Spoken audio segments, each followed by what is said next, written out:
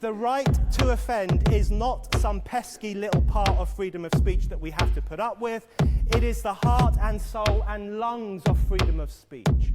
It is the coursing lifeblood of human progress. It is the instigator of liberty and modernity and science and understanding. What a laughing stock today's student leaders are, that they can so casually dismiss the right to be offensive without realizing that their lovely, enlightened lives are the gift of individuals who gave offense. Offensiveness is not just something we have to begrudgingly accept. Offensiveness is the motor of human progress. Now broadcasting from the Right to Offend Media Studios in sunny South Florida, bringing you the latest in politics, current events, art, and pop culture. This is the Whitfield Report Live with Sam Whitfield. But giving offense is good. In fact, it's essential.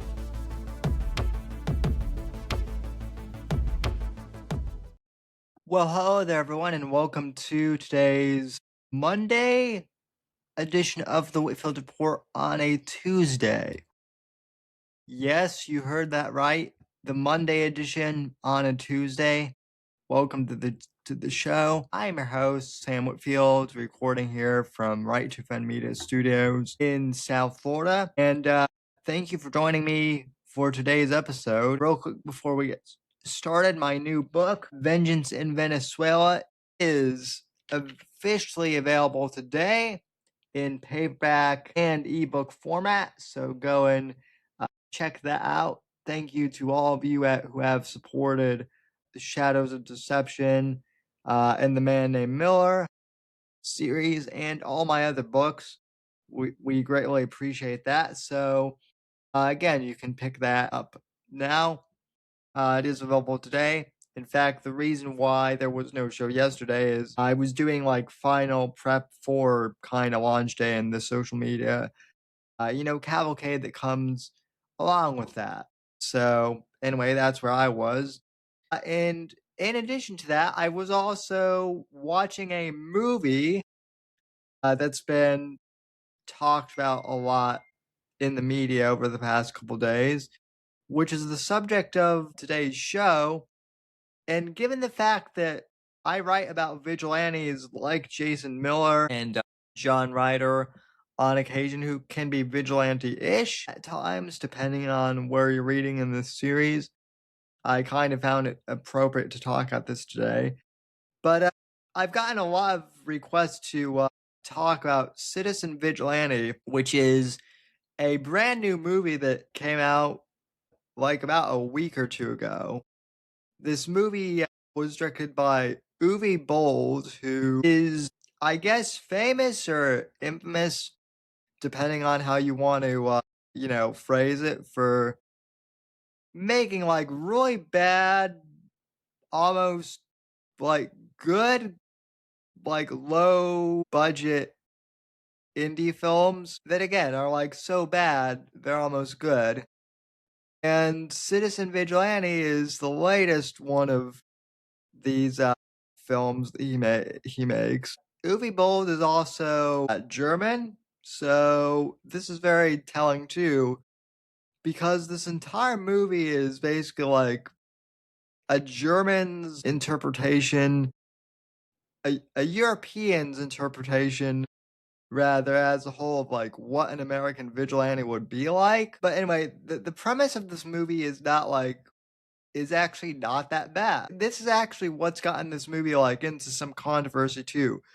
Basically, the plot of this movie, and by the way, like, as far as spoilers go, I would say that this is like a spoiler warning, but there's basically like no plot to this movie whatsoever. So, like, saying spoiler warning is kind of redundant, and I'll explain why.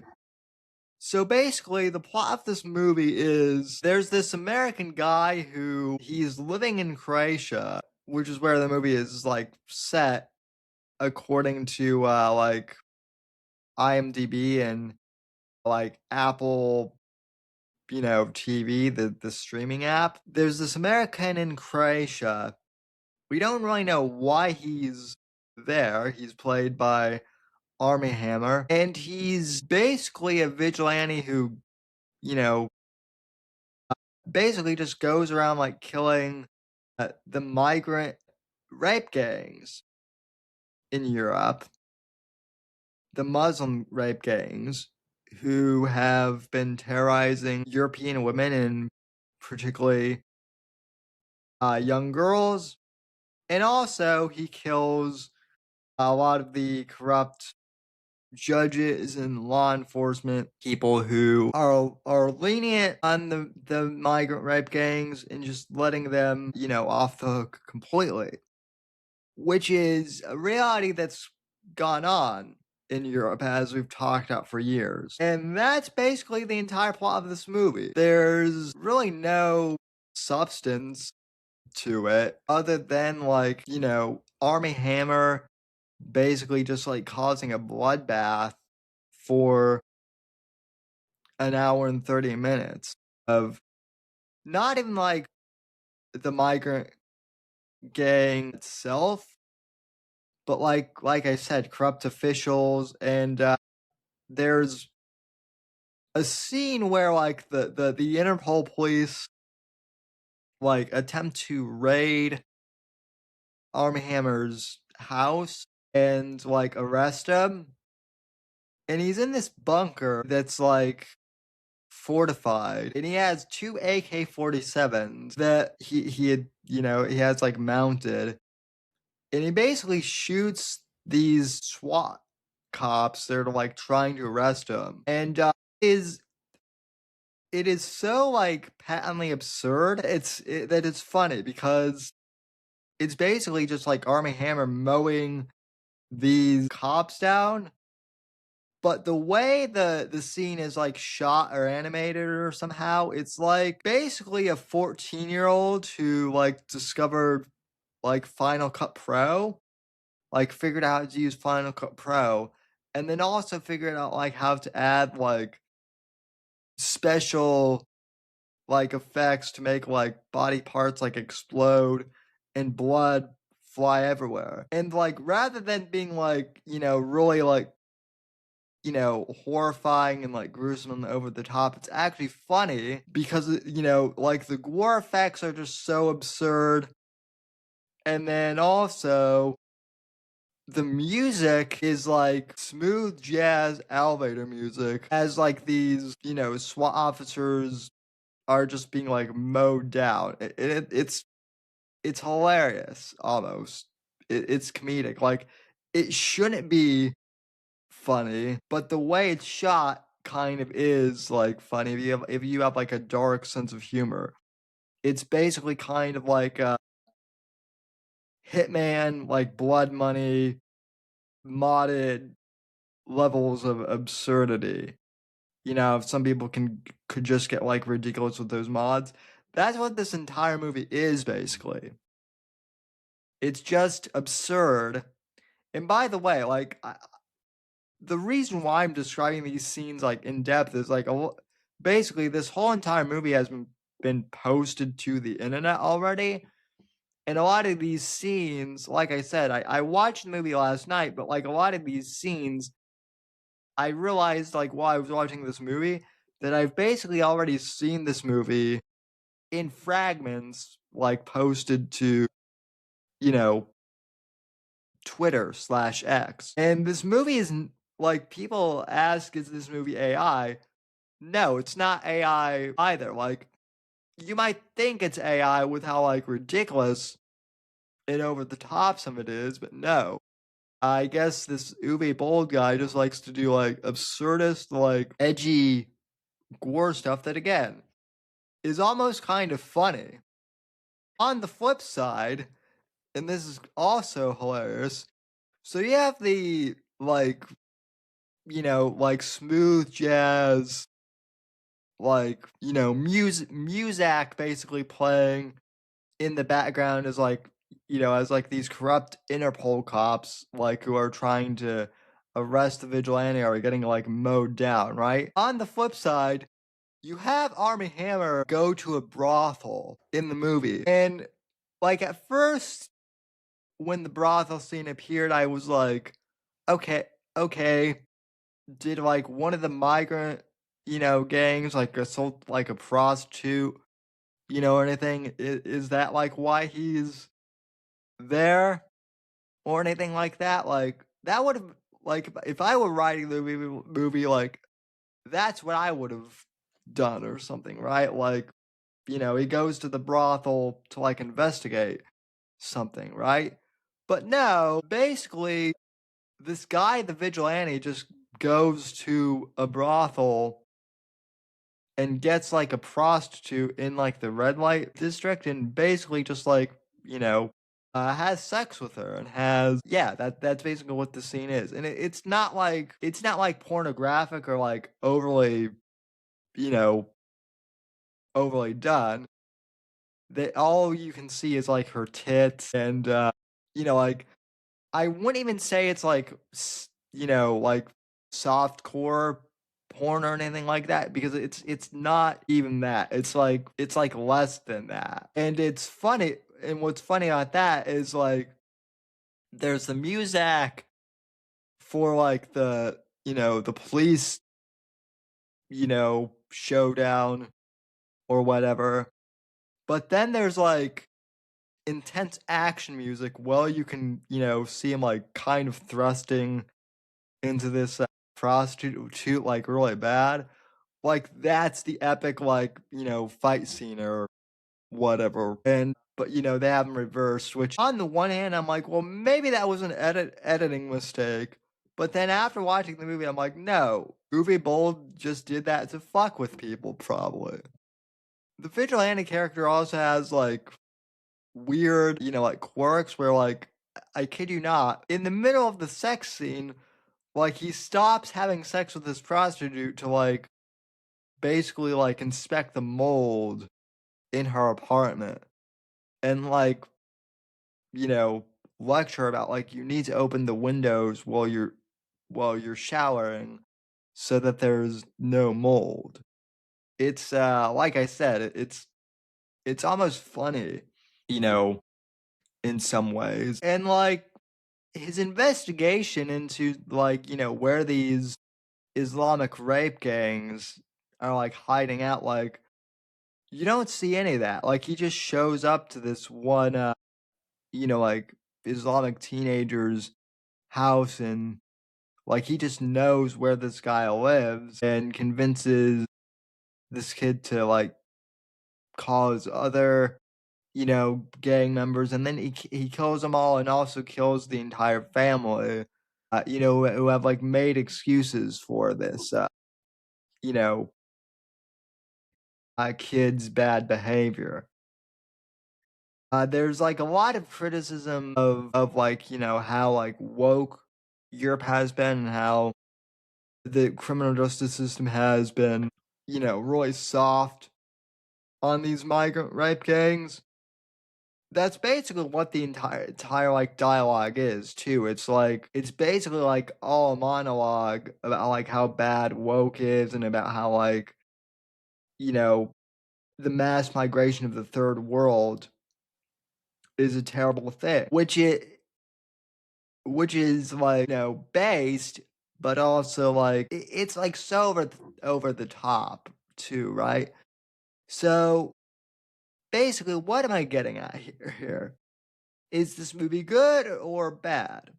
Well, that's the thing, right?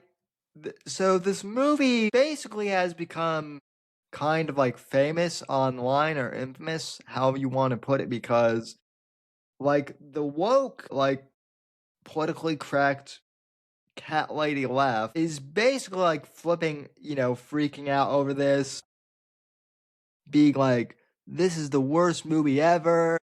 It's like promoting, genocide against Muslims or something. It's exploitive. It's horrendous. Uwe Boll is a Nazi.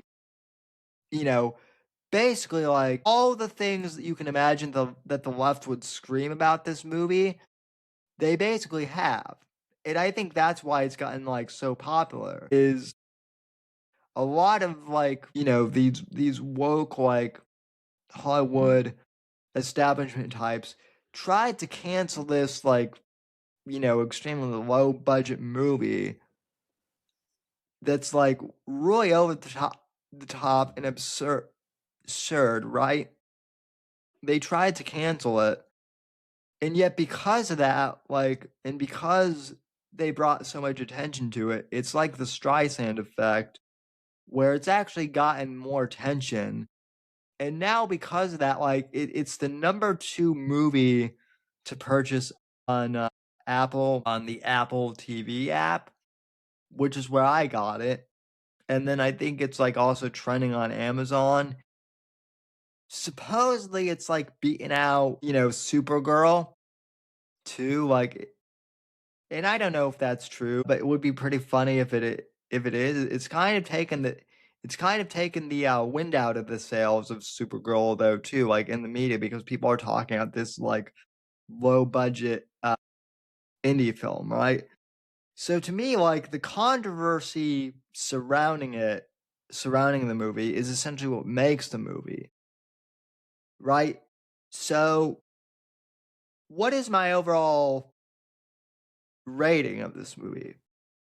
Well, there are two schools of there are really only like two, modes for this movie as far as like reviews go so far. You have reviewers, like I said, who are, on the left and they hate it and they trash it and they think it's the worst thing ever. And it's just like, right wing, neo Nazi, fascist propaganda slop, and it's horrible. And then you have people out there, online who I think mainly are like trolling and edgelording, who are saying like it's the greatest movie ever, this is the greatest movie you'll ever see, it's the best film of the year, all that stuff, and just being like over the top, gushing at it, right? Mainly, like I said, to troll, a lot of the woke Karen cat ladies who are, crapping on this movie, right? And like I went into this movie with like super low expectations, knowing that it was going to be like purposely kind of bad. And like because of that, like I was just able to turn my brain off completely. And like, yeah, it was basically what I expected. Like it is terrible. But I woke up this morning and I was thinking about it, and I'm like, this movie is also like kind of good. Like it's so terrible, it shouldn't work, and yet it does. Like the character development is like almost non-existent. I don't even want to say the characters are like two-dimensional. They're more like one dimension, but yet like this movie somehow works. The dialogue is like I don't even want to say like it's like rough draft material, right? Because like my rough drafts of my books, even like the bad ones that I've written over the years, and Lord knows I have written some like bad first drafts before, publishing them. My bad rough drafts are like, Pulitzer award winning compared to like the screenplay, right? It is bad. This movie's screenplay is like so bad, it's almost like I said, kind of charming. It's so, what would I rate this movie like? Honestly, like I would give it like a C plus actually. It shouldn't work whatsoever, but because it's so self-aware and so over the top, it actually kind of does. And the fact that people that like the establishment is trying to cancel it, it works somehow. And I think it's funny that like it's the number 2 movie trending on Apple right now. Is it the film of the year? Of course not. But like it just goes to show how out of touch Hollywood is, that they're trying to, cancel this like no name movies so hard that like like I said, this Streisand effect happened, and now people are just kind of rallying around it, more or less to say fuck you to the to the woke people who hate it. So I would definitely recommend checking it out if people want to. Again, like, just turn your brain off. It's not super serious. Like I said, it is funny. So, like, I don't know, maybe someone might want to get, like, a little buzzed or a little stoned maybe for something like that. It's one of those movies, right? Now, interestingly enough, this kind of goes back to what I was saying at, like, the Michael Jackson movie that came out earlier this year, right? Because Hollywood did not like that movie either. The critics, I should say. They tried to, cancel that movie and say that, well, this movie whitewashed a lot of Michael Jackson's controversy. It was too feel good and too over the top, right? So, again, like, the reviewers, they tried to, cancel the Michael Jackson movie. And as a result, like, Michael has actually, like, done gangbusters. It's like number 3 as far as purchases go on digital formats right now, which is also, like, what makes this Citizen Vigilante movie hilarious, is that, like, it's, like, ahead of the Michael Jackson movie, which is still, like, I think going to be my movie of the year, by the way, the Michael Jackson biopic. Really well done. Just like a fun, feel-good, nostalgia movie. I did a review of that, like, a few weeks ago that I'll link as well for people to watch that. But yeah, Citizen Vigilante it's sure is something. Something. Not good, but not bad either. So, on the other hand, though, if you would want something that actually is good and actually is kind of thought-provoking and yet still kind of pulpy and fun, check out my new book, Vengeance in Venezuela, available now in paperback and ebook format. Audiobook edition coming later this summer. Again, thank you to everyone who pre-ordered and is picking up a copy today on publication day, and who has supported all my other books I've written over the years.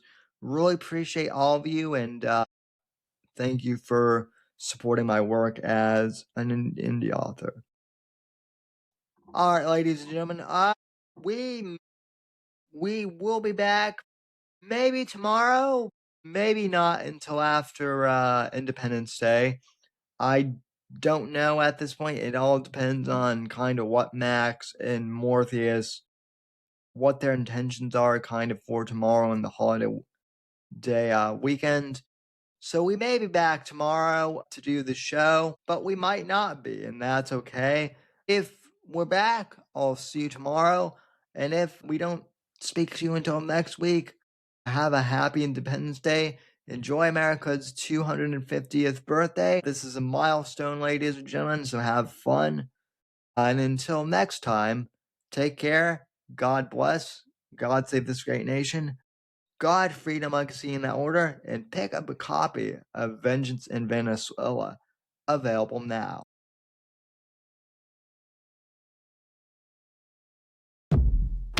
The right to offend is not some pesky little part of freedom of speech that we have to put up with. It is the heart and soul and lungs of freedom of speech. It is the coursing lifeblood of human progress. It is the instigator of liberty and modernity and science and understanding. What a laughing stock today's student leaders are, that they can so casually dismiss the right to be offensive without realizing that their lovely, enlightened lives are the gift of individuals who gave offense. Offensiveness is not just something we have to begrudgingly accept. Offensiveness is the motor of human progress. Thank you for watching the Whitfield Report live on the Right to Offend Media Network. Make sure to check out Sam's books on Amazon, Audible, and Kindle. You can follow Sam on X at SamW_NGC and the Right to Offend Media Network at RTO Media. Like, comment, subscribe, and share with your friends. And until next time, God bless, God save this great nation. God, freedom, legacy, in that order.